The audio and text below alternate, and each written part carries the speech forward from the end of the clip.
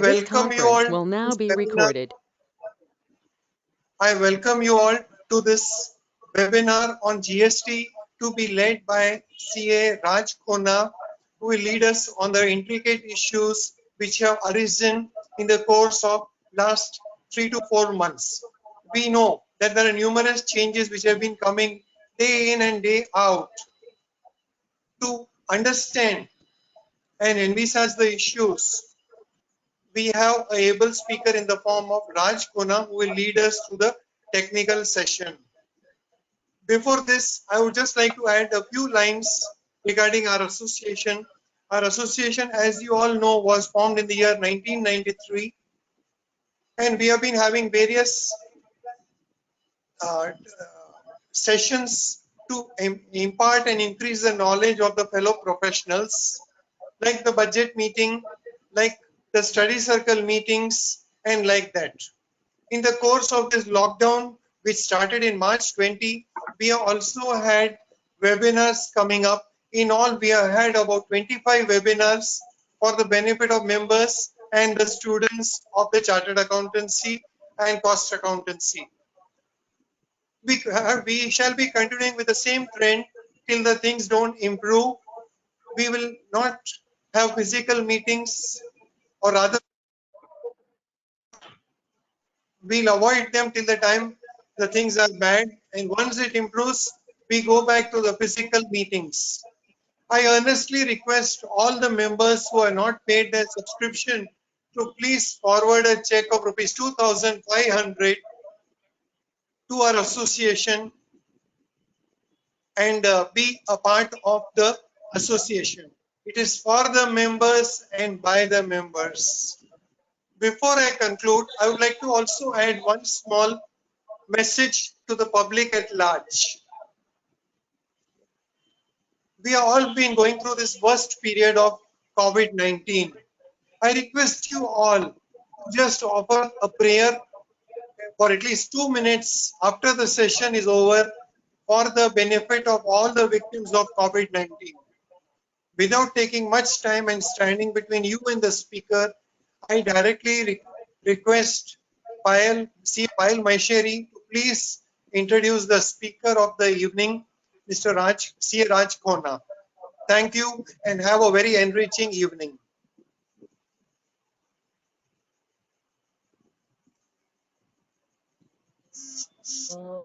Thank you, Ghanshyam sir. Good evening, everyone. Good evening, Ghanshyam sir. Good evening, Hitesh sir and committee members. So I'm the KDO committee, and I always admired his zeal and dedication towards the profession and always smiling nature. So by always smiling nature, I would say, calm both tensions. Also, he will say smilingly. So that's on personal. On professional front, Raj is an associate director at Kimchi Kuvarji and the head of indirect tax GST practice of the firm. Prior to joining Kimchi Kuvarji, he was working with Lakshmi Kumaran and Sridharan Attorney as a member of the firm's GST advisory practice. He has advised a lot of clients in diverse sectors on complex GST issues. He is a preferred faculty on GST for seminars, workshops organized by several industry associates, chambers of commerce, and he regularly contributes on the GST articles for professional newsletters and journals. He's contributed to publication released by WIRC on Sabka Vishwas Scheme 2019. He's a contributor to Indirect Tax Module, BCA References 2021. He's a nominated member to the Grievance Committee of WIRC, and the list is on and on. But not wasting more of the time, Raj, it's over to you. Thank you so much, Payal, for the kind introduction. Charvik bhai, my screen is visible, no? Yes, visible. Okay. Yeah. So first of all, thank you, President sir, for giving this opportunity to lead this discussion on the very important subjects in GST.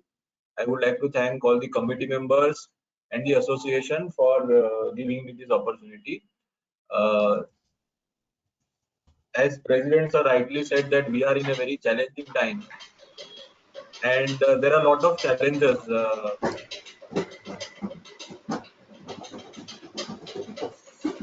Let me mute. So there are a lot of challenges which everyone is facing currently. Challenges range from your personal well-being to the well-being of family members, relatives, etc. And on the other side, there is a challenge of complying with the regulatory compliances, your profession, etc. Handling the staff, all issues are there. So this is a period of challenges. So, and today the topic which I have been given is something which is a new challenge to the profession or to the industry, and this will be the future of the GST practice. Basically, when we are talking about e-invoicing, it is like going ahead the entire gamut of GST compliances will be through this e-invoicing mechanism, which is a very unique mechanism, and nowhere in the world this is basically there. It is just basically in India, which where the thing is there.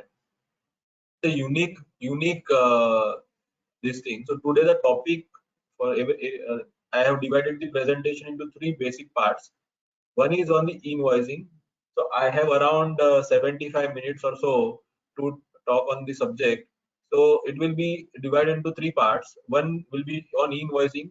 What is the invoicing? Where is it applicable? When it is not applicable? What are the issues in invoicing, etc. Secondly, the next part will be on QRMP scheme. That is the quarterly return and monthly payment scheme. So it is a scheme which is introduced for small taxpayers, wherein there is a relaxation given in filing the returns. So whether there is relaxation or not, that we will see. And the last question, the last part of the presentation will be on the important amendments in the last financial year. So always April is a month wherein it is good to go back and see what all amendments were there in the last financial year, and so that we can implement this. Normally we see from income tax perspective, but GST every year, every month, every day amendments are there. So, but this is a good chance that we recap whatever has been, whatever amendments have taken place. So I have not covered all the amendments, some major amendments which I feel is would be relevant to the audience. So that is there. So this is on this. Before I start the presentation, I would like to thank two members of my team who have made the presentation, CA Viren Jain and Pranav Salecha. They have made the entire presentation. I'm just going through what they have made. So they have made the entire presentation. I'm thankful to them. The first part is on e-invoicing provisions. Now there is a lot of misconception on this e-invoicing. What is this invoicing? What is the basic philosophy? All these things. So basically, there is a debate. What is e-invoicing? Whether it is generation of an invoice or a validation of invoice. To keep it simple, there is no generation of invoice. Basically, you have to generate invoice from your accounting system only. Whatever is the accounting system, currently you are following Tally or any ERP or any SAP, whatever, invoice will be generated from that system only. But what the government wants is that you validate these invoices on a real-time basis. So this is nothing but a validation of invoice or a registration of invoice. So you have to basically register your invoice as and when you generate it. So now, so for that they have created a portal which is the invoice registration portal, IRP. You have to register or validate your whatever invoice you generate on this portal. So there are certain fields in the invoice which needs to be imported into that system, or we have to put on those fields in the system, and that IRP portal will validate that invoice and generate an invoice registration number, which is the IRN. So once you register your invoice, you will get a registration number, which is called as an IRN. And IRN is basically a hash of various various combination. Is a hash of the GSTIN, the financial year, document type, and document number. So it is basically a coded number of all these fields, it is a 64-digit number which will be generated once you once you validate your or register your invoice. So this has to be quoted on all the invoices which you generate from the IRP portal or register. I will not use the word generate. Basically it should be basically is a when you register your invoice, so that number will be generated, which is the IRN, which is a 64-digit number.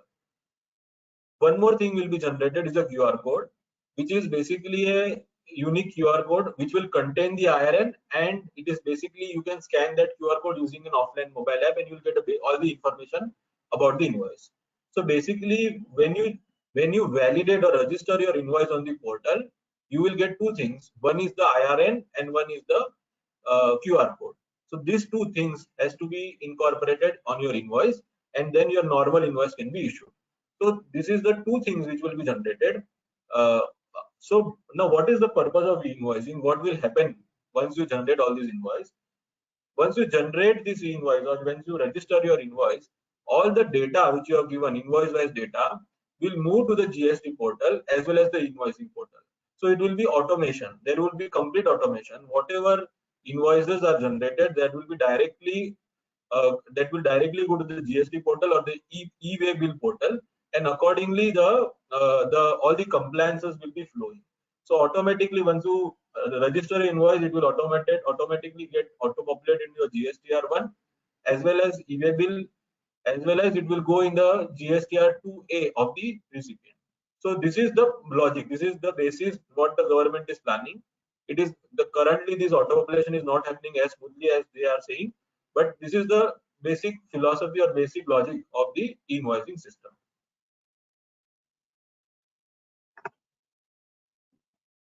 So see, this is the workflow basically. There is a seller. This is a slide which the government only had given. So there is nothing new in this slide. This is basically a workflow. There is a seller. He will create an invoice from his ERP. From there, he will upload a JSON. So he'll generate a JSON file of this invoice, and then he will upload that invoice to the IRP portal.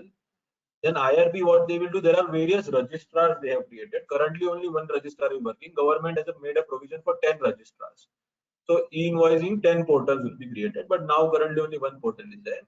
So this e-invoicing, there will be a portal wherein you have to upload the JSON file, and then that JSON file will generate a digitally signed invoice, which will basically have an IRN as well as a QR code. So this again, this will get auto-populated in the GSTR1 and the GSTR2 of the GSTR2A of the respective seller and the buyer. So this is the entire workflow. From a seller, it will go to the IRN portal. From there, it will go to the GSTN system, and from there, it will go to the buyer. So this is an automation of the entire GST filing mechanism. The compliance burden will reduce if this works properly. There won't be any need for any compliance mechanism. Automatically, everything will get automated if things are done properly, which always is a challenge in our country. There is a lot of big plan which is made, but when it comes to implementation, there is a problem. So if it is implemented in the pith and substance in a true form, then this will be a very big reform from a perspective of GST compliances. So this is a big reform which we are heading towards. Now the question that why is invoicing required? What are the benefits of invoicing? First thing is that it leads to real-time tracking of the invoices prepared. So real-time basis, you can basically track the invoices. Then seamless generation of e-way bill. So the philosophy is that e-way bill is going to be there. It will be like e-invoicing plus e-way bill. Both will be there. So this is what the philosophy or what the understanding of the understanding of the government is, that they want to keep a two-way system. That is, one is the IRN system, one is the GST portal, and one is the invoicing system, e-way bill system. So three things. One is e-invoicing, that is the IRP, one is the GST portal, and one is the invoice portal. So what a chartered accountant will have, or a company which is doing business will have to handle three portals. One is the IRN, IRP, GSTN, and the e-way bill. So three portals. But there will be seamless generation because auto population is there. one-time reporting of all the invoices details of filing. So you need not report multiple times. Once you generate the invoice, automatically gets into GSTR1 and e-waybill, so it will be easy. So this e-invoicing will help in auto population of data. Standard invoicing system resulting in interoperability in multiple software. So there is a standard format. So this e-invoicing, what we generated, it is like there will be a standard format which will contain the basic details which the government requires. Basically, what is required for filing the GSTR1, those all details will be there. Curbs tax evasion and fraud. This is what they have thought, but let's see what happens. And a reduction in invoice mismatches during reconciliation. So this will also be a big relief if this happens.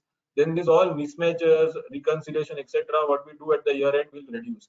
So this will be a big thing if it is implemented in a very professional and very dynamic manner, in a very time-bound manner, without any mistakes.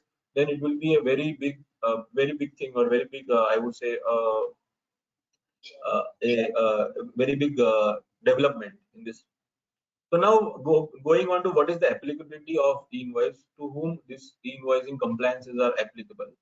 First is e-invoice compliance. They have said they will implement from 1st of October. They have started implementing 1st of October 2020. So this has already been started. So to whom all this is applicable? First is that if your aggregate turnover in the previous financial year, starting from financial year 2017-18 onwards, exceeds the prescribed limit, then it will be applicable to you. Now, what is this threshold? First is it is 500 crores. So for businesses whose threshold limit, the turnover limit in any of the three preceding financial years, that is 17, 18, 18, 19, 19, 20, was 500 crore or more, then in that case, e-invoicing is applicable to them from 1st of October 2020. Then this was increased to 200 crores from 1st of January 2020 and 50 crores currently. So this was the entire flow, that e-invoicing is applicable from which date to which date. So currently from 1st of April 2020, it is applicable for taxpayers whose aggregate turnover in the preceding three financial years was 50 crores or more in any of the three preceding financial years, not like on an aggregate level, any of the three preceding financial years. So now the question comes that whether if I want to check for 17-18, then how I should calculate the aggregate turnover. So the aggregate turnover, as you know, as everyone knows, that there is a definition which includes taxable supplies, exempt supply, export supplies, and it has to be calculated on all India basis. So if you have multiple registrations, then you have to calculate that aggregate turnover at a all India level, and therefore aggregate turnover has to be computed on all India level. But now in 17-18, the GST was not implemented for the first 3 months. It was implemented from 1st of July. So how do I calculate? So in this question, if you see from the law perspective, the notification uses the word financial year 17-18. So from a plain reading of the law, it appears that for the entire, you have to calculate the turnover for the entire year. But according to me, 17-18 is, if you see the turnover what is mentioned, aggregate turnover is defined under the law. So if it is defined under the law, then you have to not, you cannot include 3 months. The initial 3 months will not be included if you consider that aggregate turnover under the GST law has to be seen. And again, I would like to refer to one of the press release of the government only, wherein they said for the GST audit of 17-18, they had clarified that you calculate the 2 crores or 5 crores limit from July onwards and not from April. So that ground can be taken, but still it is little bit difficult, difficult proposition. But still, I would say that you can take that ground that 9 months only we calculate, not the 3 months initially. Now, what are the exemptions whether it is applicable to everyone which is beyond 500, 100 or 250 crores? So here there are certain exemptions given for the compliances from the invoicing. So there are certain class of service providers, suppliers which are exempted. These are the insurance company, banking companies, the financial institutions, NBFCs, special economic zone, multiplexes. So different exemptions are given. Passenger transport companies, goods transport companies. So all of these are basically exempted from the invoicing, because if you see the very nature of these companies is basically the bulk generation, means the invoices are generated in bulk. Like you cannot, there is not one, there is no in a wholesale they do the invoicing, so it is not a retail thing.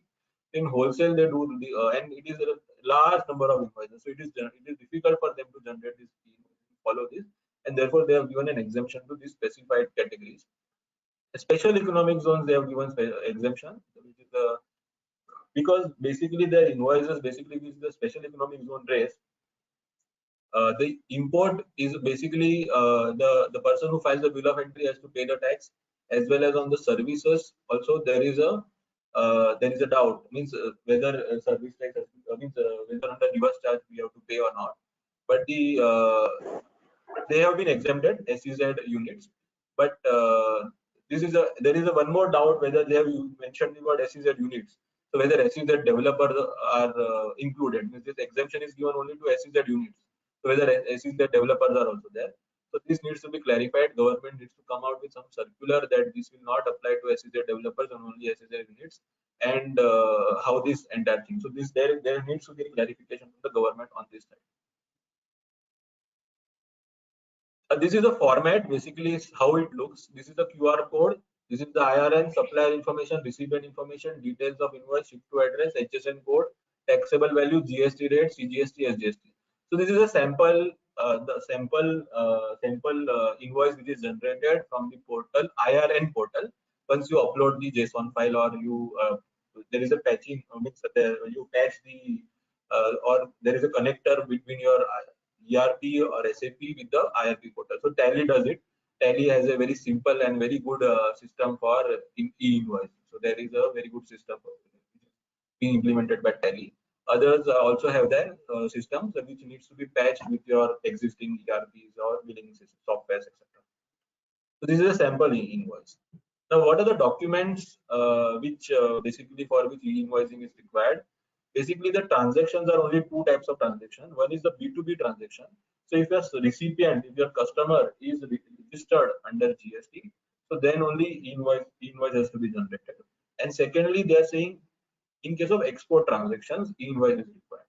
So therefore, there are two types of transaction for which invoice is required. B2B transaction, that is just the customer is registered. B2B means that, and export transactions. And what are the documents? Basically, they are saying for tax invoices, debit notes and credit notes. Now, if you see the law, the notification, basically, in that they have mentioned the e-invoicing will be applicable to suppliers, means invoices raised on registered customers. Now they are not mentioned anywhere in the notification tax invoice, debit note or credit note, but in the FAQs, all the circulars, etc., they have mentioned the tax invoice, credit notes and debit notes. So the question arises: suppose I am making a supply which is exempted and the recipient is registered. Both are registered, but my one of the supplies nil rated or exempted, then whether invoicing is applicable to me. To my knowledge, I think invoicing won't apply, because the circulars and the FAQs which they have specifically says that invoicing is not applicable for this kind of transaction. But still, there is a doubt in the notification. They have used the word supplies to registered customers. So suppose the person is registered under GST, though I am making a non-GST supply or nil rated, whether invoicing will apply or not, that is a question. But according to me, we can rely on the FAQ, and the intention is also not to means not to basically make reporting for such nil rated or exempted transactions. They basically want to cover the taxable supplies, B2B supplies, so that there is a flow of credit and flow of the invoicing real-time basis. So exempted transactions, according to me, will not get covered. Then this question is very common, that what happens if there is a subsequent amendment in the invoice, whether there is a provision. Answer is no, there is no provision for amendment of the invoice in the IRP portal. That is the IRP, that is the invoice registration portal. Once you have given, then you cannot amend. There is a provision though to cancel the IRN, that is you can cancel the IRN within 24 hours of the generation of the registration of the invoice. So within 24 hours you can cancel the IRN, but there is no provision to amend. Further, the same invoice number cannot be used for registration of the amended invoice on IRP. So if you are cancelling and again generating, you cannot use the same number. So there is a you have to change the number. So this is again a big challenge. Then what happens then if I want to cancel or amend after 24 hours? Whether I have missed the bus? According to me, though you have missed the bus on the IRN, that is the IRP portal, invoice registration portal, you can still catch the bus on the GST portal. So when you file the GST returns, you can very well report that correct invoice and not the invoice which is reported on the IRP. So in auto, if you select, there is no default auto population. You can download it and then you can do that. So when you file the GSTR1, you can report the correct invoice, but there will be a reconciliation. We are in the era of reconciliation. There will be a lot of reconciliation. This is the one area where there will be reconciliation. We are doing so many reconciliations. We are doing reconciliation with e-way bill, GSTR1, 3B versus GSTR1, books versus GSTR1, books versus 3B, 3B versus something else. I don't know. So many reconciliations we are doing.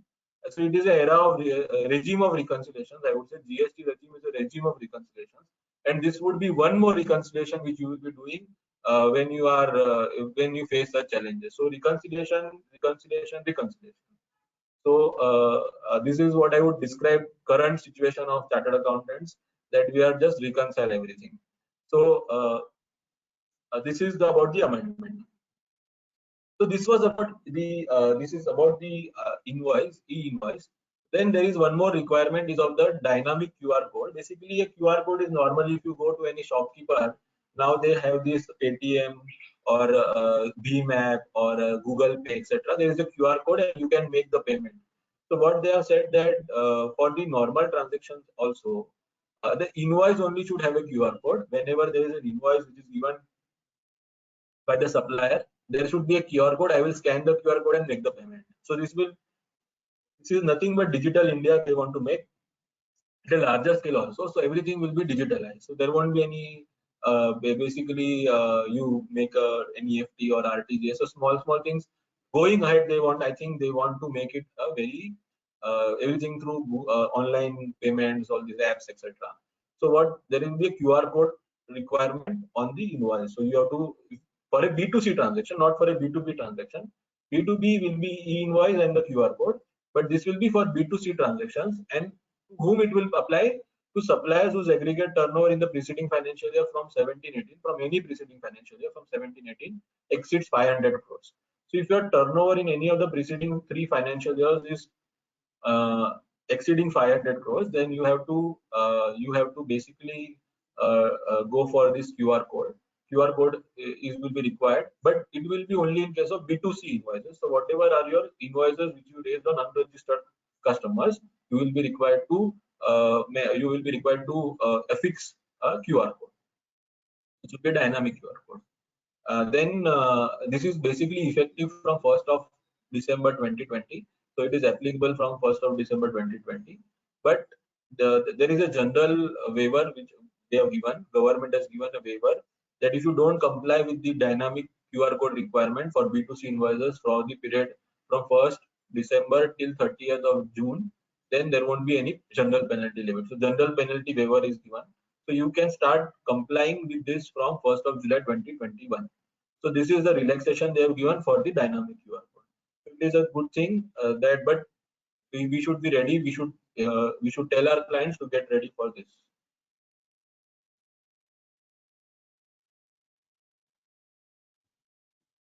Yeah, so there is an exemption again for this QR code for insurance companies, banking company, non-banking financial institutions, NBFCs, financial institution, passenger transportation, goods transportation, multiplex, and OIDR services.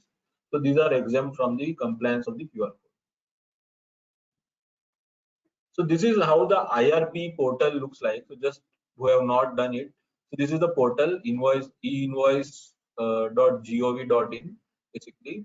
So this is basically how the portal looks like, and this is how the things are there. So if you want to check whether I am registered or not, so what the government has done, based on your turnover, they have auto calculated that for these are the list of taxpayers to whom the e-invoicing is applicable. So based on the data available on the government with the government from the GST return filings, they have identified the taxpayers to whom the e-invoicing is applicable. So you have to just log into the portal by putting your GSTN number, and automatically the form for registration will be there.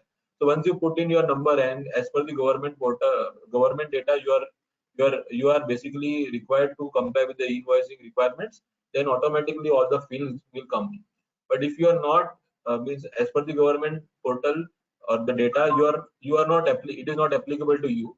But as per your calculation, as per you are required to enable, you required to comply with the invoicing requirements.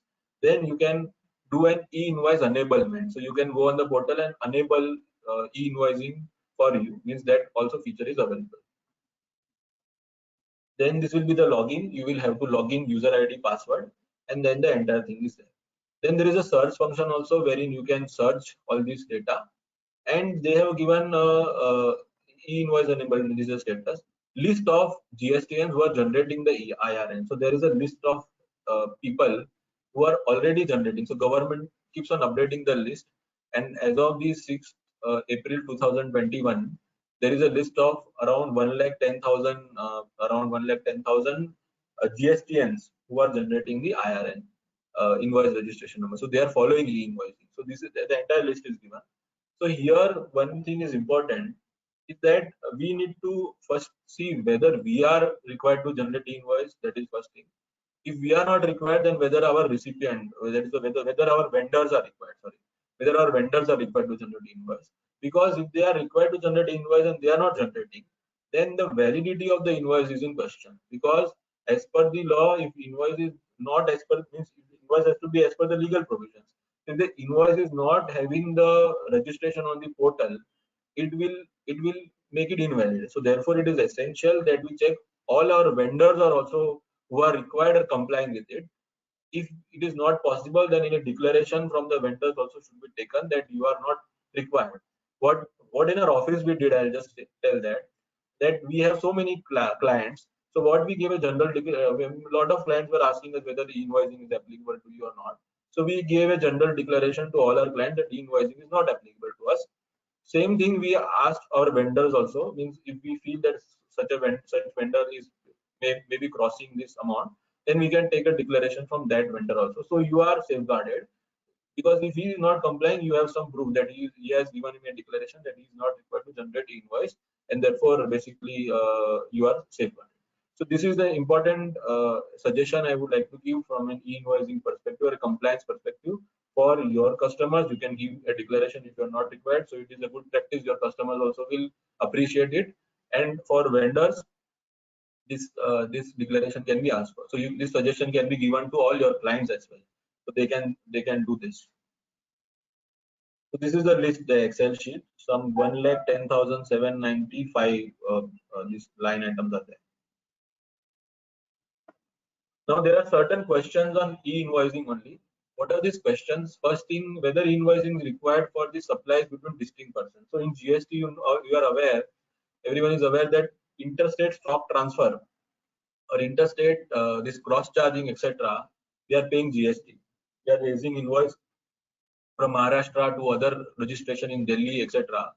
So whether e-invoicing is required for these kind of transactions, according to me, yes, because e-invoicing is basically the supplies made to registered persons. So these are registered persons. So therefore e-invoicing will be applicable. So for interstate stock transfer as well as cross charging, e-invoicing is required. Now what happens to high sea sales and custom bonded warehouse sales? So basically, if you are as per the schedule 3, IC sales and custom bonded warehouse sales are basically not considered as supply of goods or not supply of service. This amendment was brought in February 2019, and after that there was no doubt that this will not be considered as a supply. So therefore, according to me, invoice will not apply for high sea sales or custom bonded warehouse transactions.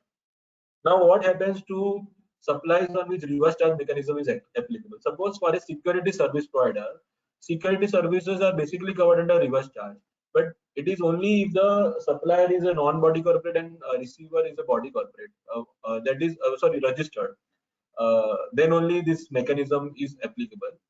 So if suppose that reverse charge is not applicable, uh, means reverse charge is applicable, but the security service provider is registered. So he may be charging GST to certain customers and not charging GST because reverse charge is applicable on those supplies.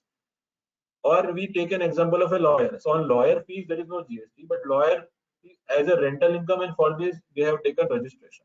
So once they have taken registration, they are required to issue a tax invoice even for the legal charges, because and the tax invoice just to mention tax is payable under reverse charge mechanism, and he has to file GSTR and do all the compliances. So in this case, when for the legal fees for which he issues a tax invoice, but in the tax invoice is mentioned that tax is payable under reverse charge, whether invoicing is required. According to me, yes, e-invoicing will be required because the supply is made to a registered person, though tax invoice is basically less. So therefore, e-invoicing would apply in that cases also. So it is very essential that we take note of this provisions. Then the question arises that suppose I receive a lawyer, means from lawyer who is unregistered, and I receive an invoice only for legal charges from him. So the legal provision says that I have to pay under reverse charge. So I will be required to pay GST under reverse charge. The provision also says that section 31(3) that says that I have to generate a self invoice. So I will generate a self invoice on myself. Then in that case, whether e-invoicing is required, according to me, not required because the supplier is unregistered in this case. So therefore, just I am raising invoice on myself, and this is not for any kind of a reporting. I don't report this transaction under the GSTR one. So therefore, according to me, a view can be taken that self-invoice cases, no e-invoicing is required. But there can be doubts on this, that it is like a supply is made to unregistered person. They have not said that way. So from that perspective, yes, doubt can be there, but still not much implications on this. So therefore, can be avoided. But case to case basis, this needs to be seen. Is there any time limit within which invoice needs to be registered on the IRP for generation of IRN? So someone will ask that, sir, what is the time limit? Today I generate invoice, can I do it after 1 month, 10 days, 15 days? As per my convenience, I'll do. The basic ideology or basic fundamental or funda of the government is that for which this invoicing is being implemented is that it should be on a real-time basis. So if you're not generating on real-time basis, then the basic purpose is not solved. But currently, as a relaxation, there is no bar. The government is allowing it. The portal allows you. So if the invoice is dated 1st of April, but I am generating the or I am registering the invoice on 10th of April, the portal allows. So registration of the invoice after 10 days, 15 days, 1 month, 2 months, they are allowing. Currently, they are allowing, but in future they might not allow. So it is possible that once everything is in place, people have well acquainted with the system, then they might remove this facility of late generation of the or registration of the invoice. Whether what should be printed on the invoice, IRN, QR code, or both? According to me, both. But now what happens that there are people who have only 2-3 invoices. Now for them to have a Tally Prime version or to have all these systems in place, they generate invoice in Word document, Excel, etc. So उसमें वो IRN number and all these things, why all these compliance I have to do? So says that what I'll do, sir, I will generate a normal invoice, whatever I'm doing, and I will report all these transactions on the IRN if it is applicable to me. Currently 50 crores turnover is there, but for an example, it is applicable to everyone. So in that case, what will happen?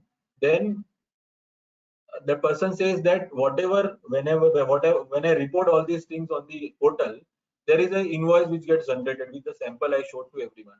So whether that I will enclose it with the main invoice, whether this will suffice. According to me, it should suffice, because once you have registered the invoice, it is not necessary the physical invoice which you are giving. It can be a normal invoice which you are generating and affix with the enclosure of this e-invoice generated from your invoice. You can download it from the portal. So that is possible. You can do that. After obtaining the signed JSON file from invoice portal and while issuing physical copy, signature, answer is yes, signature is required. It is not that though the invoice which is downloaded from the IRP is signed by the NIC, but the physical signature of the supplier is required as per the GST rules of invoice. So you have to basically sign that invoice. So that is there digitally or physically, whatever. So this is on the e-invoicing, the part. These are the questions, common questions which everyone asks. We can take up questions at the end. So whatever questions are there, you can put in the chat box. I'll be happy to answer them to the best of my knowledge at the end for the invoicing. Now I move on to the uh, next question, which is on the quarterly return and monthly payment scheme. So the quarterly return and monthly payment scheme is basically a scheme which is basically was brought in to ease the compliance of the small taxpayers. Now, whether it has actually eased the compliance or made more confusion is what we need to understand. But according to me, this scheme is nothing but an eyewash. People were basically acquainted to the filing of GSTR1, 3B, etc. And bringing something new without basically in a very simple manner. It should have been brought in a very simple manner. But there are so many conditions, this, that, etc. you have to see. And then again, it becomes complicated. And for these 40-50 people like us are gathering and discussing on this, it itself shows that this is a complicated scheme. I would just, when you discuss this scheme, you will be able to acknowledge what I want to say. So it is basically introduced for small taxpayers whose aggregate turnover is up to 5 crores in the preceding financial year. So up to 5 crores in the preceding financial year, then this scheme, benefit of this scheme can be taken. So what is the scheme? Basically, it says that currently there was GSTR1 which could be filed on a quarterly basis, but GSTR3B had to be filed on a monthly basis for this kind of taxpayers whose aggregate turnover was below 5 crores in the preceding financial. So you could file the GSTR1 on quarterly and GSTR3B on a monthly basis. So 1.5 crores was that, not 1.5 crores, but still for this kind of taxpayers, GSTR1 was quarterly and GSTR3B was monthly. So people used to say, what is the use? Have to file GSTR3B, then what benefit does it serve? So now what they say that GSTR1 as well as GSTR3B has to be quarterly. So GST returns will be quarterly. You file this quarterly, but you make a monthly payment based on the calculation. So there is a mechanism of calculation of the tax. Based on that, you make a monthly payment in through a form, that is the payment challan, on a monthly basis. So this is the basic. This is the logical of the scheme, that filing of the returns is on quarterly and payment is on monthly. Now they have added certain complexities to this, and because of this, a mess is created. Then this scheme was effective from 1st of January 2021, and again it is an optional scheme. The scheme is optional, so that if people want to opt, you opt, otherwise don't. So you can opt for the scheme. An option has to be exercised within a period. We will discuss in the next slide. Now, what happens if aggregate turnover crosses 5 crores during the financial year? So as I said, the scheme is applicable if the turnover in the preceding financial year is 5 crores. So in the current year, if whether it is 10 crores, 15 crores, does it matter?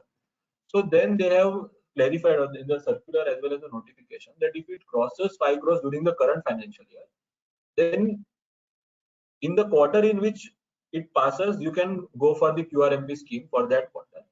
But for the next quarter, you cannot go for the QRMP scheme. So this option of QRMP has to be basically exercised on a quarterly basis and not on a annual basis. So every quarter you can change whether you want to go for QRMP or you want to go for the normal thing. So this option has to be exercised for every quarter. Now there is a time limit for exercising the option.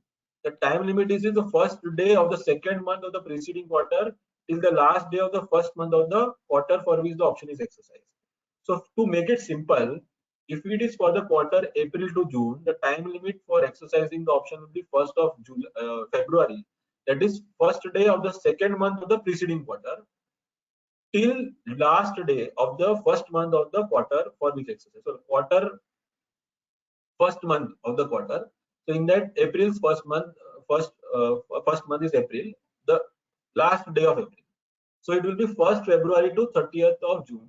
So if you want to exercise the option, whether you want to go for QRMP or you want to go for the normal scheme, you have to opt during this period, that is from 1st of February to 30th of June, 30th of April. The last day to opt for the QRMP is 30th of June. Similarly for July, October to December and January to March. So this is the basic time limit for exercising the option whether I want to go for QRMP or not. So this is how the portal looks like. When you go on the portal, there is a services in that returns, then there is a opt-in for quarterly return. You have to select that, and then a financial year you have to select. And then financial year, every quarter there is an option. You have to select the frequency, monthly or quarterly, and save it. So based on that, your due dates will come for GSTR1 and GSTR3B. So there is an opt-in, opt-out facility, but quarter-wise you have to do, quarterly, not annually. Now, as I said, there is a scheme that under the scheme there is a payment which has to be done on a monthly basis, and returns have to be filed on a quarterly basis. Now they have come out with a mechanism for monthly payments under the QRMP scheme. So what is this mechanism? The government says that during the quarter, the first and second month, you make the payment through a challan, which is a special challan, not a normal challan, a special challan, a QRMP challan, which is again a PMT06. There is a normal format, but under that also there is a special challan, a QRMP challan. And through this QRMP challan, you make the payment of whatever liability you have during that month. That is the first thing. And when you file for the third month, that is the third month of the quarter, in that you file GSTR3B, and at that time you do the actual calculation, and then you pay the tax, balance tax. There is one more relaxation given, that suppose you don't want to compute all this liability every month. So they have given a mechanism which is called as a fixed sum method, whereby you can pay the tax based on the tax payment of the previous quarter. So that mechanism is given. And second method is a self-assessment method. So we'll discuss this method. So first thing is that you have to make the payment every month. That is the first 2 months. In that first 2 months, it will be 25th of the month following. So if it is for April, then it will be 25th of May. You have to make the QRMP challan payment. Now, how the payment can be done? One is the fixed sum method. So fixed sum method, what they say, that whatever was the payment in the previous quarter, 35% of the tax paid in cash during the previous quarter. That is, if you are saying for April, then you can see the quarter January to March. So whatever was tax paid in cash during that quarter, that is through the electronic cash ledger, 35% of the tax, this 35% has to be applied for each type of tax, not on an overall basis. CGST 35%, SGST 35%, IGST 35%. So based on that, you pay the tax, 35% of the tax paid of the previous quarter. Suppose in the previous quarter, this will apply if you are filing GSTR3B on a quarterly basis. If you are filing GSTR3B on a quarterly basis, then 35% of the tax. Where the taxpayer is filing GSTR3B in the previous quarter on monthly basis, then 100% of the tax paid in cash in the last month of the immediately preceding quarter. Now this is again very complicated. I will like to simplify this. See, there is an example in the next slide. So in case the last return which was there on a quarterly basis, suppose the quarter ending January to March, you were filing the GSTR3B on a quarterly basis by exercising this QRMP scheme. So what will be the tax paid in this is the tax paid, first column, tax paid in cash during January to March quarter. CGST 20,000, SGST 20,000, IGST 40,000. So how much tax you will be paying in April and May? It will be 35% of 20,000, 35% of 20,000 CGST, 35% of 20,000 SGST, and 35% of 40,000, that is 14,000. So this will 7,000 you will pay CGST, 7,000 you will pay SGST, and 14,000 IGST in April. Same thing in May. But when you file the 3B for June, you will do on an actual basis, and then you will pay the balance tax. So if you are going for the fixed sum method, and in fixed sum method, you are following the first option, that is 35%. Now suppose in January to March, you said that I am not interested in this QRMP, but then you attended some lecture who gave a very good picture of this scheme. I am not giving currently, but then you decided, no, I want to switch to this QRMP. It is very good for me. Then in that case, the second situation will be there, that in the previous quarter you are filing 3B on a monthly basis. So in that case, how will be this fixed sum method function? That whatever tax has been paid in the last month of the immediately preceding quarter, 100% of the tax has to be paid in every quarter. So fixed sum, there is a fixed mechanism. Pre-filled challan will come to you. On a pre-filled challan basis, you have to pay. In the second illustration, if you see, the last return filed was monthly for March. So in March, CGST 5,000, SGST 5,000, IGST 12,000. So in April and May, you will say pay 5,000, 5,000, and IGST 12,000.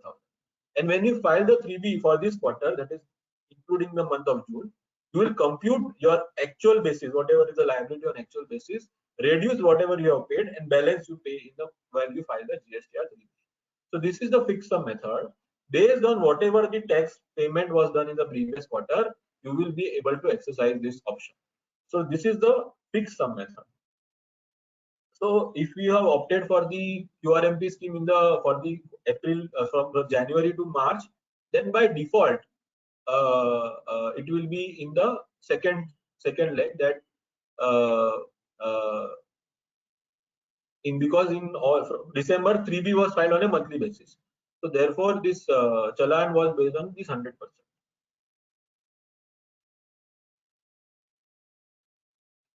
Situation 2, I would say. Then second is on the self-assessment method. This is like a normal thing. You compute your liability, what is the output minus input, and then you pay the tax. So there is a self-assessment. There is no QRMP challan. It is a normal self-assessment challan. Though it is a QRMP, but the method you have selected is self-assessment, and therefore you are paying the tax based on the self-assessment basis. Now the question arises that whether I can switch. Suppose for April, I say I will go for the fixed sum method. Then I say, no, I don't want to go for the fixed sum method. In May, I do the actual calculation and find that in May, the tax payment is lesser. Means I can go by the self-assessment method. So whether that is possible, currently, as per the current scenario, the system allows that. Means what I understand, what I have been told, that system allows it. But whether legally it is possible or not, that needs to be seen, because the law does not clearly clarify on this, that when you have to, whether you can go for fixed sum in 1 month and then in self-assessment. If someone knows it, then please, I would like to hear from them also. But according to me, this is a tricky area, and which we need to see whether it is possible to switch from fixed sum method to self-assessment method in one or the other month. So this needs to be seen. So this is how the challan, when you go to the portal, there is you have to select the reason for challan, monthly payment for quarterly return or any other payment. And then when you select monthly payment for quarterly return, there are two types: 35% challan or challan on self-assessment basis. So this can be done for every period. So if I for January I selected 35%, that is the fixed sum, and in February I selected challan on self-assessment basis, it is possible. So that therefore this ambiguity is there, and this ambiguity will create problems when you file GSTR 3B. If you apply your mind properly, then there will be issues, and there is any short payment or any delay, etc., then there will be other challenges of interest that we'll discuss in the next slide. So this is how the challan has to be generated on the portal. Now this is a very important area of interest implication in case of short payment or delayed payment. So there is a due date. The due date for payment of the QRMP challan for the first month will be 25th of the next month, 25th of the next, that way. So 25th. So 25th, if you miss the bus on 25th, you don't make the payment, then whether interest will apply? Answer is yes. You will be required to pay interest for the delayed payment. So delayed payment will be from the due date of furnishing the PMT06 till the date of making such payment, actual basis. So this will be under the this will be the interest. Now interest has to be paid when you file the 3B, not when you make the payment of the QRMP challan. It will be when you make the payment through 3B only. So through 3B only you will have to pay the interest. There is no late fee for delay in payment of tax in the first 2 quarters of the month if you are opting for the QRMP scheme. Then suppose there is a shortfall in tax at the time of filing GSTR 3B when you are going for an actual basis calculation. So if you have gone for a fixed sum method and you have paid the tax in time within due date for the first 2 months, then even though there is a shortfall based on actual calculation, there won't be any interest. That government has given a relaxation. So what I'm saying that you are opted for the fixed sum method, that is 35% challan. You make the payment within time because these are pre-filled challan. Whatever was paid in the previous quarter, based on that only the tax is calculated by the government pre-filled. So if you pay both the challans on time, then in that case, even when you do the actual calculation and there is a huge shortfall, means there is a huge sales which has been done, but there is a shortfall, then also there won't be interest because you have paid the tax on time. But if you don't pay the tax on time, then first thing there will be delayed payment of tax, and again on the shortfall whether tax will apply or not, that needs to be seen. So this I'll give you an illustration. Before that, you go for the self-assessment basis. Then in that case, interest will be liable to be paid based on the actual calculation. So if your calculation changes, then in that case interest will apply. So that actual basis, if you go, then actual basis interest will apply every month. Every month, right? That has to be seen. So this is an illustration. It is a little bit complicated. So suppose, so currently we are dealing in this example is from April to June quarter. April to June quarter. So in the quarter January to March, I have paid tax of 2000 CGST, 2000 SGST, and 1600 IGST. So as per the, if I'm going on for the fixed sum method, as per the fixed sum method, whatever is the 35% of the, and I have opted for QRMP in the last quarter. As per the fixed sum method, 700 will be CGST, 700 will be SGST, and 560 will be IGST. That is for April and May. So this is a fixed sum. When I file the 3B, I do an actual calculation, and as per the actual calculation, the net liability payable for the month of April was 800, for the month of May was 750 CGST, again 800 and 750, and this way. So every month there was a shortfall, but I am going for the fixed sum method. So in scenario 1 says that if PMT 06 and GSTR 3B have been filed within due dates, both the things I file, the first 2 challans as well as the 3B, I file within due date, then there won't be any interest implication, even though there is a shortfall based on actual calculation. Suppose say if PMT 06 for the month of April has been filed on 27th of May and the remaining all things have been filed in time. So in this case, according to me, only the interest for the delayed payment of 2 days will be applicable, and otherwise there won't be any challenge. You will no interest for the, even though there is a shortfall of 100, there won't be any interest. Only delayed payment of interest has to be paid. Interest will not be applicable on the shortfall. So there are 2 interests according to me. One is for the delayed payment of the QRMP fixed sum challan, as well as there is a shortfall. So the interest on only on the delayed payment of the QRMP challan will apply, and not for the shortfall, because you are paying the PMT 03 before this thing. But again, there is a doubt in this, but according to me, it will not apply. If GST PMT 06 for April and May filed on time, but GSTR 3B for the quarter has been filed on 29th of July. So there is a delay of 9 days in filing GSTR 3B, but the PMT 06, 1 and 2 have been filed on time. Then whether interest will apply for the shortfall, means suppose April month there is a shortfall of 100.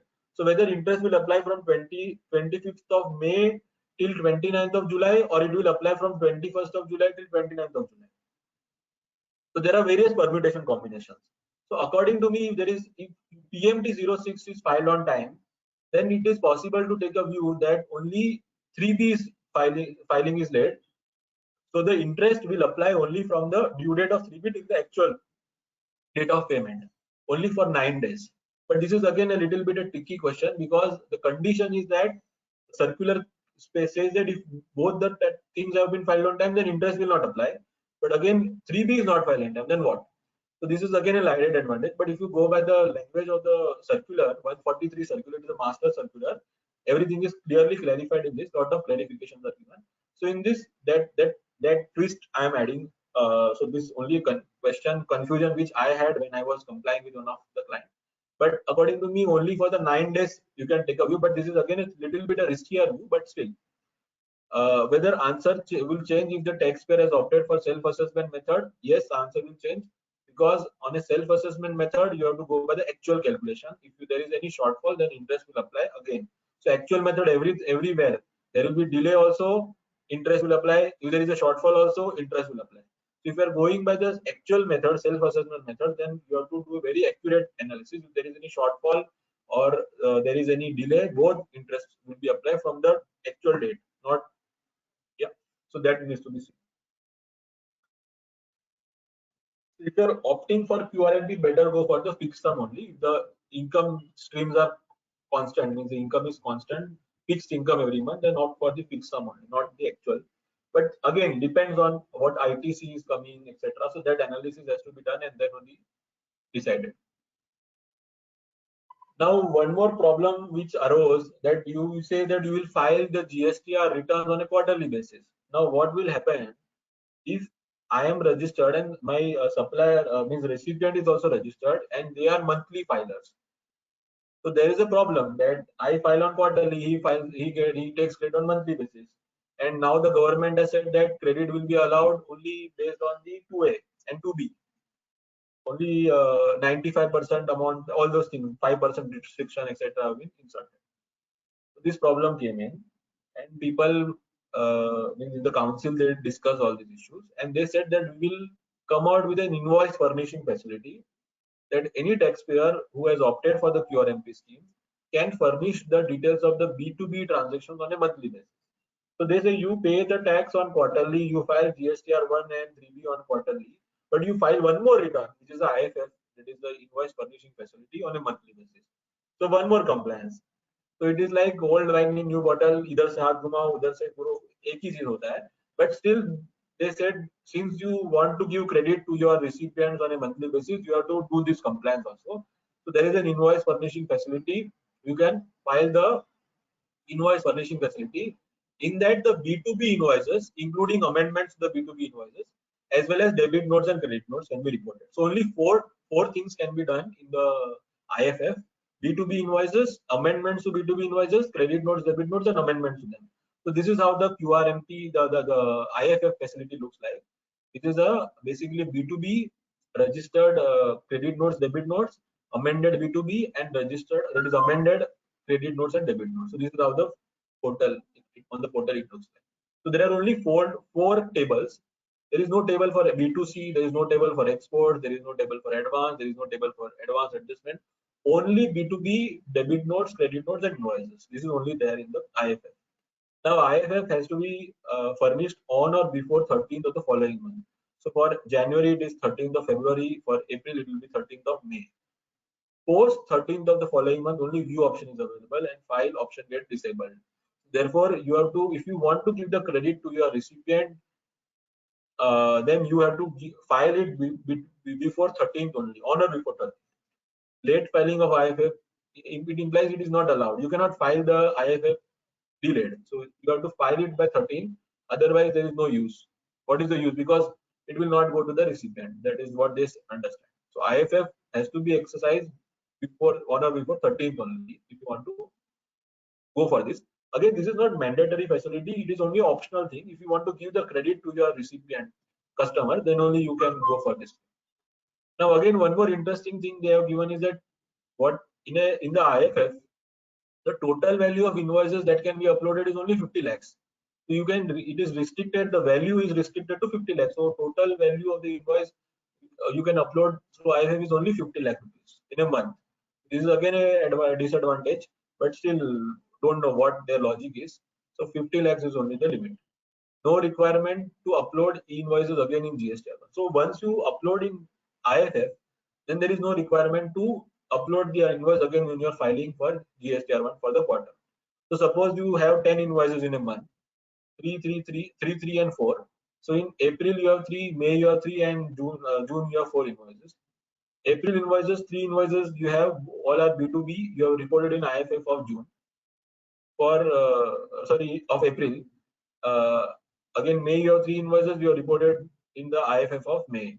So now 6 invoices are already reported on the portal. They are appearing in 2A of the recipient.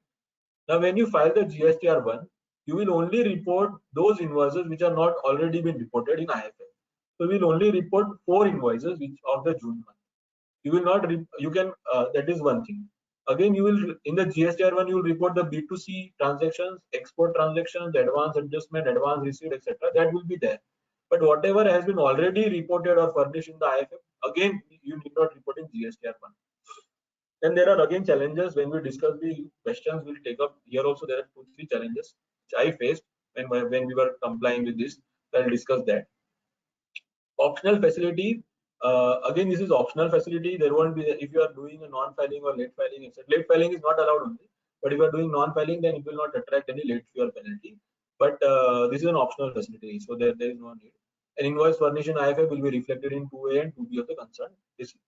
So this is an IFF facility. This is how it looks. Now I am discussing some of the questions which were there in the circular, which is a circular for the QRMP scheme. Do taxpayer need to exercise this option quarterly? Yes, for every quarter there is an option, but once you select it, that will be default. You need not means again you have to exercise. It will be default. If you have selected monthly, then every quarter it will be monthly, unless you only go and change. Then can taxpayers opt for the QRMP scheme for some GST and monthly filing option for other GST? So suppose you have 3 registrations. 2 registrations you want to go for QRMP, 1 registration you want to go for normal scheme. Yes, you can do that. The scheme allows it.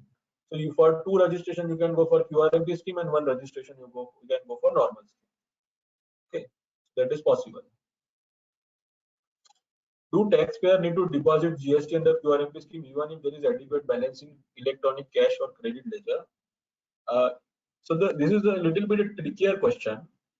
What the answer, I'll just read it. In case where there is a balance in the electronic cash ledger or a credit ledger is adequate for the tax due for the first month of the quarter, or where there is a nil tax liability, the registered person may not deposit any amount for the said month.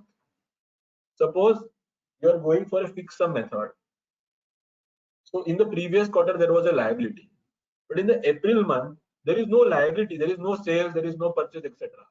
There is no liability. Then whether I have to pay the tax? They say no. If there is nil tax liability in April, you need not pay the tax. Similarly, for the second month, in case the balance in electronic cash ledger is adequate for the cumulative tax due for the first and the second month of the quarter, or where there is nil tax liability, the registered person may not deposit any amount. So therefore, again, this will create a lot of confusions, and lot of reconciliations will have to be made when you go for the assessment, etc. Happens that there was no liability in this month, but subsequently I found out there is some liability. Then what?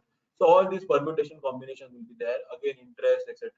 So you have to be very careful when you are going for this QRMP scheme, that there is only very simple transaction. There is only rent invoice. All those things only should go. Otherwise, these all permutation combinations, when the assessment will happen, what was there, what was not there, all these complications will be there. Lot of reconciliations will be there. Can refund be claimed for excess tax deposited in the first 2 months? Yes, if you have deposited excess tax, you can very well file a refund claim. But that they have said only after the return in 3B for the said quarter has been furnished. So before that you cannot do. If you are deposited under the QRMP challan, you cannot file refund before that. But after filing 3B, you can do that.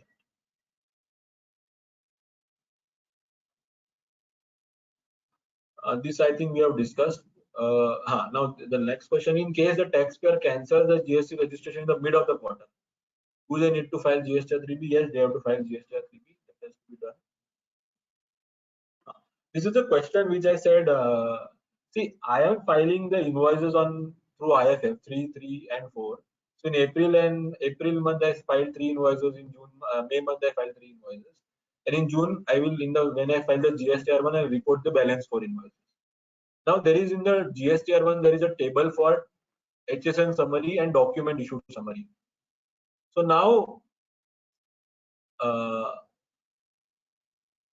whether this HSN summary and document issued summary, I have to report the HSN summary of the whole quarter, or only for the month of March, that is the 4 invoices.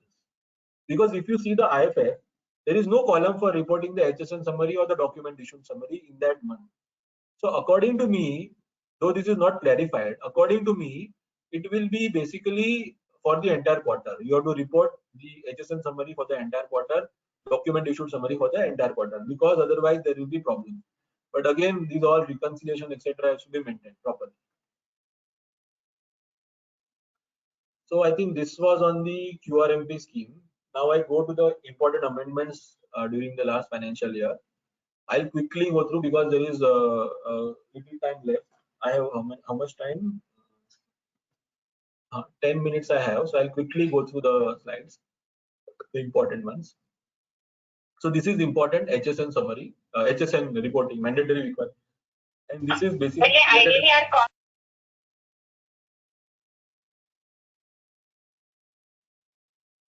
okay. So mandatory requirement for HSN. So HSN, they have said that from the 1st of April 2020, it is mandatory to mention HSN on all tax invoice and report in GSTR1. So if your aggregate turnover in the preceding financial year is above 5 crores, so if it is above 5 crores, then B2B supplies mandatory 6-digit, B2C supply mandatory 6-digit, and export supplies mandatory 8 digits. So if it is above 5 crores, 6 digits for the domestic and 8 digits for the export. If it is up to 5 crores, then for the domestic, that is B2B, 4 digits HSN code. B2C, it is optional. You want to go or not go, that is on your choice. And for export, 8 digit is mandatory. So exports, 8 digit up to 8 digit HSN code has to be provided. But for this, based on the turnover and based on the type of supply you are making, it can be either 6 digit or 4 digit. For the suppliers of 49 specified chemical supplies, as per the notification, it is mandatory to mention 8 digits of HSN codes on all outward supply of invoices. So if you are following within these 49 chemicals specified as per notification 90, then from 1st of December 2020 only, the mandatory requirement to mention the HSN code up to 8 digit was there. So therefore, you have to mention the HSN code up to 8 digits. Now, what happens if I don't mention the HSN as per this requirement? It is possible if you don't mention, there won't be any challenge, but in future during department audit, some general penalty might be levied for non-compliance of the provisions.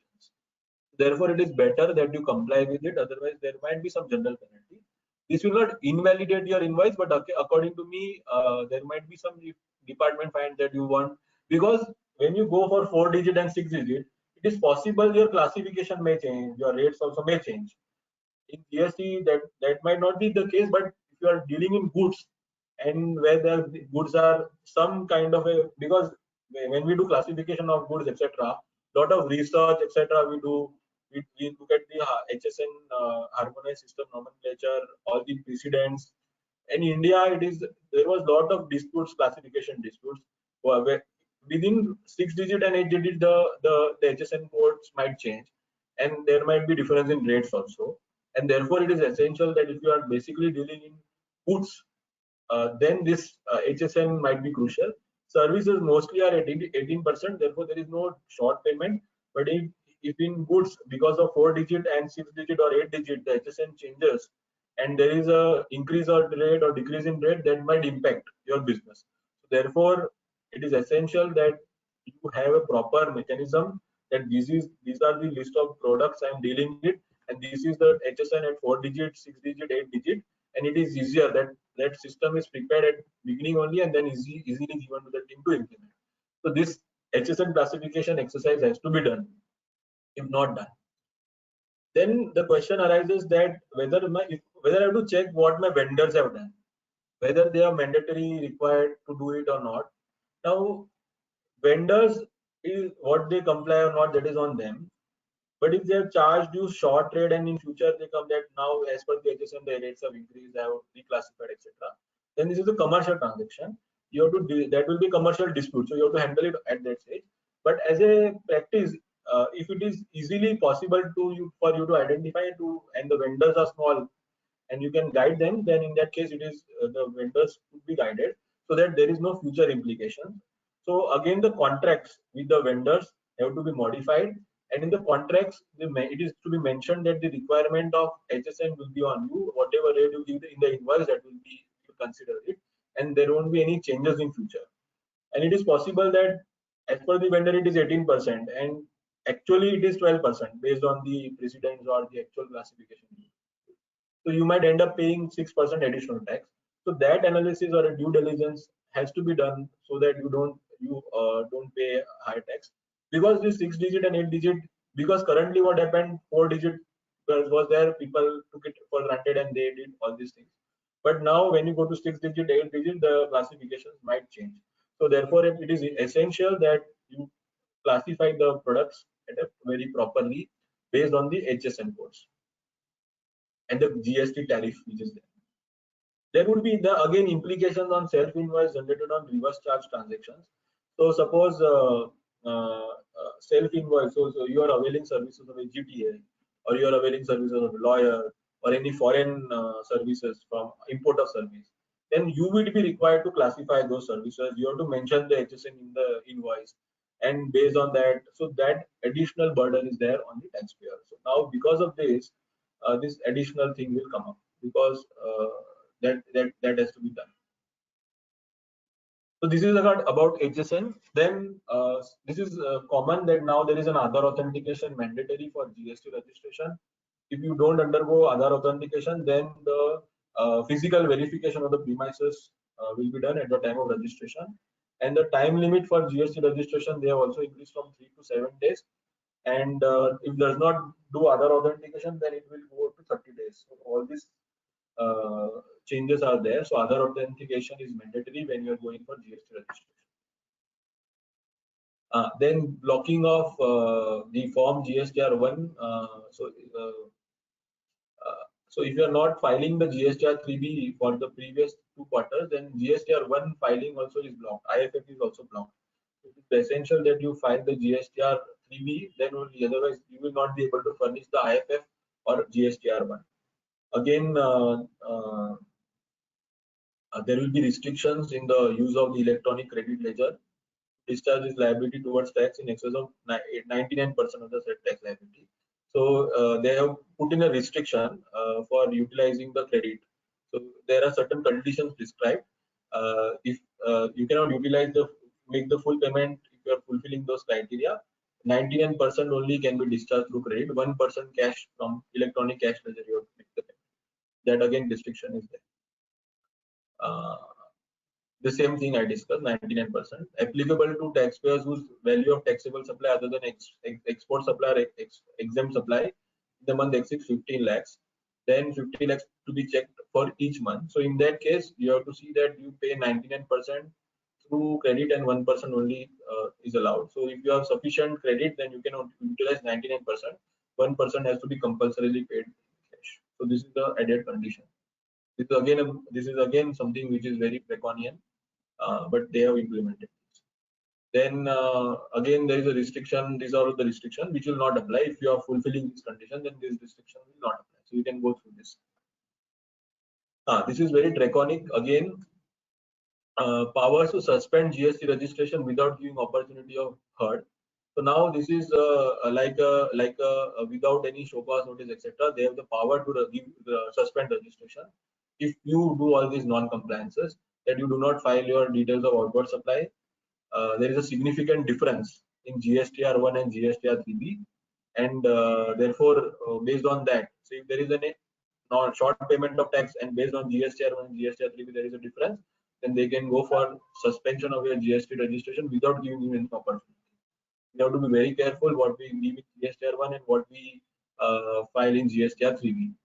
So there should not be any major difference there. And this is again rule 36(4) that initially they started with 20%, then 10%, now 5%. Now from April, no credit if it is not appearing in 2A. That the budget currently the budget they have brought in, that it should appear in the 2A, then only you will get the credit. So so means I give this example, this anecdote that slowly they are killing the people.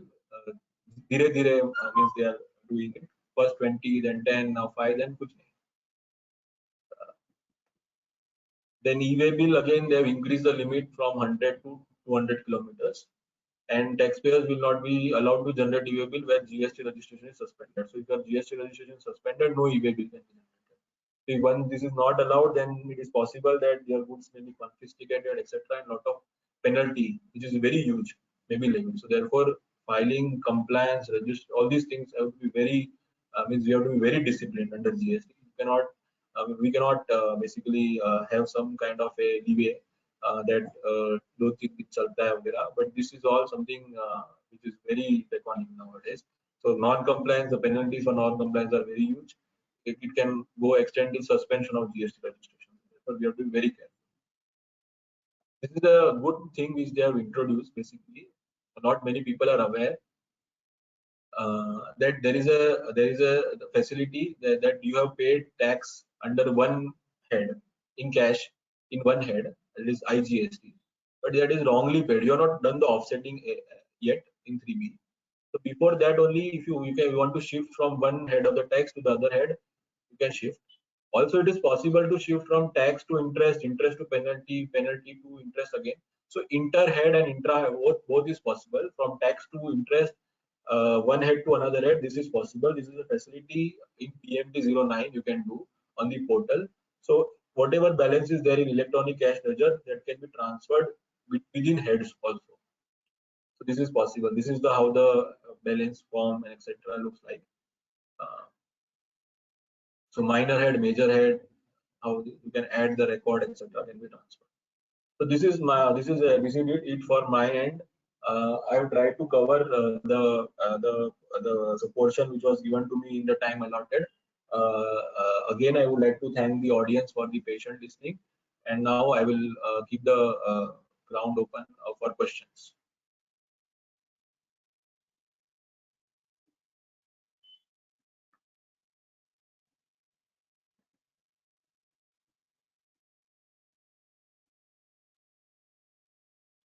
Yes, anyone there?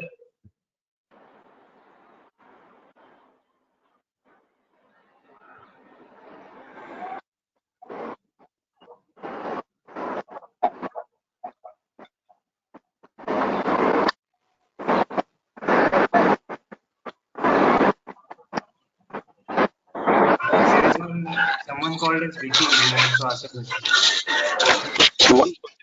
Chat box.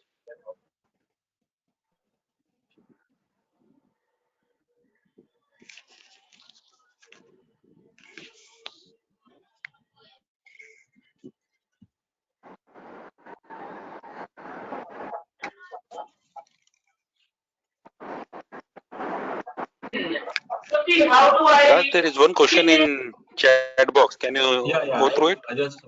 Yeah. So, hello sir, can you please explain the amendment on self-invoicing on RCM transaction? Amendment, there is no amendment as such. There is no amendment as such. You can unmute and you can ask your question. I am not able to understand this. Charming Humayun has put this question. Elaborate what exactly we have to do on self-invoicing on RCM transactions then? Like we have to self-invoice? So self-invoice is there from the beginning only, from 1st of July only, this provision is there. So basically, self-invoice, what it means is that suppose you are availing certain services from an unregistered person, and the services which you are availing are covered under reverse charge. For example, a lawyer. You are availing services of a lawyer. Lawyer is not registered under GST. He does not charge. He is not raising tax invoice. And his services are under reverse charge. So therefore, you will be required to generate a self invoice, means on yourself only, for taking the credit, because you are required to pay tax on reverse charge basis. Now, for taking credit, there has to be a document. Under the service tax, the document was a payment challan. So basically, based on the service tax payment challan, you are taking the credit. But under GST, they have mentioned that an invoice has to be raised, and based on that invoice only, you will get the credit. If you are for taking credit of any reverse charge payments, you have to generate a self invoice. Now, the issue which I discussed was on the HSN code. That when you generate an invoice, you have to mention the HSN code. Up to now, 4-digit, etc. was allowed. But now, based on the turnover and based on the type of supply, you have to generate you have to mention the HSN codes. So you will have to mention, you have to classify the service you are availing, and you have to mention that HSN code in the self invoice also. So that is an additional requirement which is there. That is the additional requirement which I was discussing.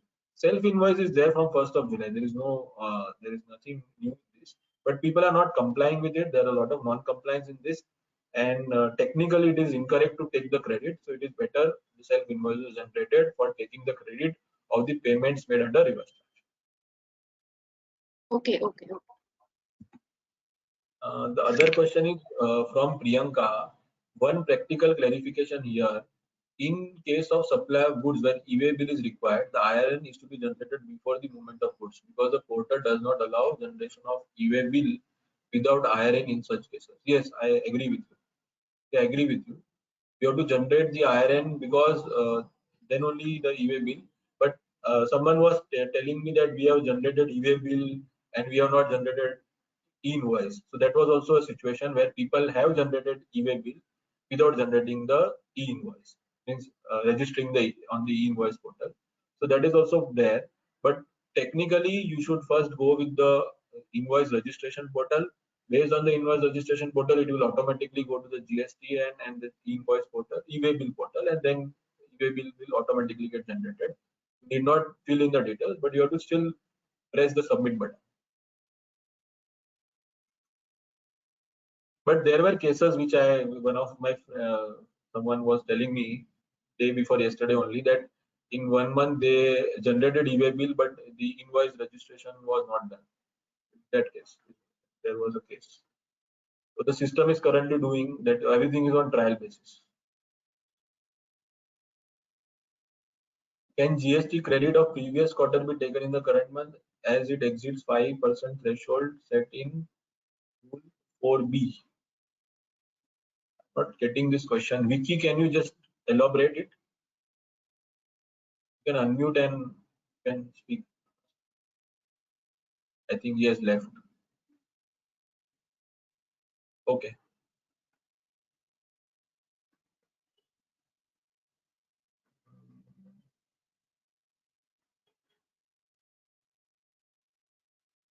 Darshan Bhai saying, I think for simplicity, old method is better. Yes, I also agree. This is a tried and tested, and therefore simplicity, old method is better. But if you feel some benefit out of this QRMP scheme and someone wants to make a working capital adjustment or something like that, then this can be a. But this is something in a tax planning perspective.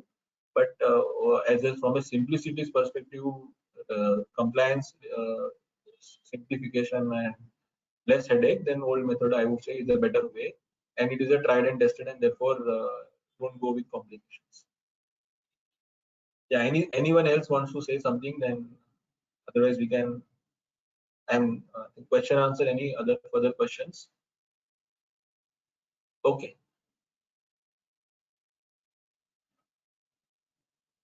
I would like to again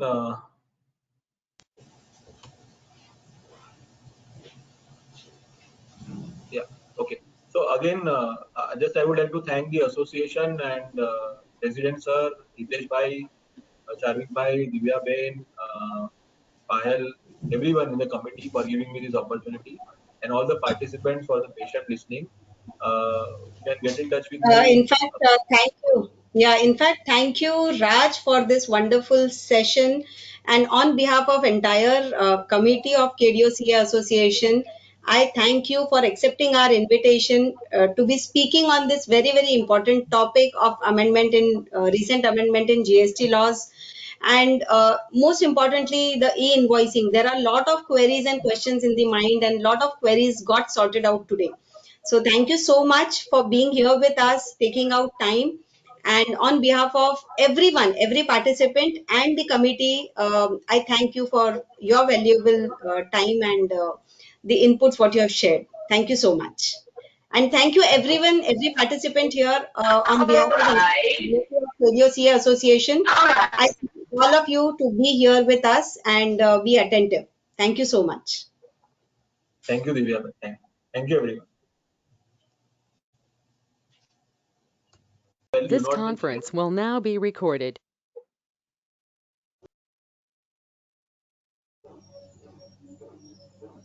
That was the last question, I think.